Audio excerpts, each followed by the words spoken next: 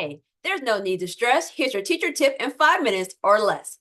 I'm Educator Barnes, and today we're going to talk about soft starts. A soft start could be the very beginning of your day for elementary during your morning meeting time, or it could be for elementary during each new subject, or for secondary at the beginning of each class period. So, what is a soft start? A soft start is having students engage in an activity that is silent. That could be reading silently, it could be journaling, it could be responding to a writing prompt. It could be, if they're younger, they might be drawing out a retelling of a story. Whatever the activity is you choose, it is silent. There's no working with a partner. You're not directly teaching anything. And the whole purpose of that is to get students to be calm, to calm their bodies, calm their mind, to start engaging in some type of learning to prepare them for when you're actively teaching or having them, turn and learn or work with a partner or work with a group. And this is super important if you're transitioning. So if you're an elementary teacher, you might go from reading on into social studies and now you're going to math.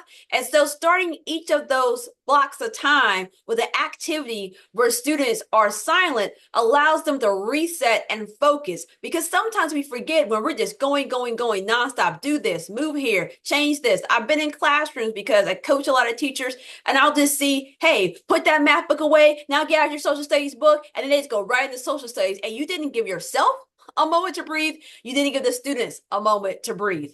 And sometimes you can invest students in the process. When I was a high school teacher coach, as well as teaching some English classes for students who were trying to pass the I-step, because back during that time, you had to pass the I-step was one of the graduation requirements. I started class with writing prompts because I wanted students to build that writing stamina, because some of the students weren't passing I-step. Well, one of the issues that we identified was that they didn't write enough. And when we talked to them, they're like, well, I didn't feel like writing. I got tired. But some of the students hated it. And one of the days I just said this out of my mouth. Well, why don't you just come up with the prompts if you don't like my prompts so much? It just came out of my mouth. That was supposed to be an internal thought, but it was an external thought. And then I said, you know what? Let's make that happen. So I passed out paper. All of the kids suggested writing prompts. I put it in. So every single day I would draw a writing prompt and put it up there. And people got really invested. And I said, you can't talk. I said, you're never going to know who came up with the question. Occasionally at the end of class, someone would say, oh, that was my question. And I will say the favorite question of students, the one that made students write the most silently, was the question that a student developed, how do you make a taco? And I had students who had heritage from so many different places, like El Salvador, Mexico. So there was lots of conversations about how you properly make a taco.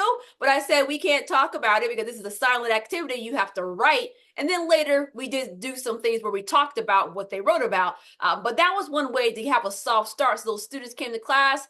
They already knew the procedure of what we're going to do. So in conclusion, when you are transitioning from one activity to another, or you're beginning a new class, if you're secondary or just beginning a day in elementary, have students start with a silent activity.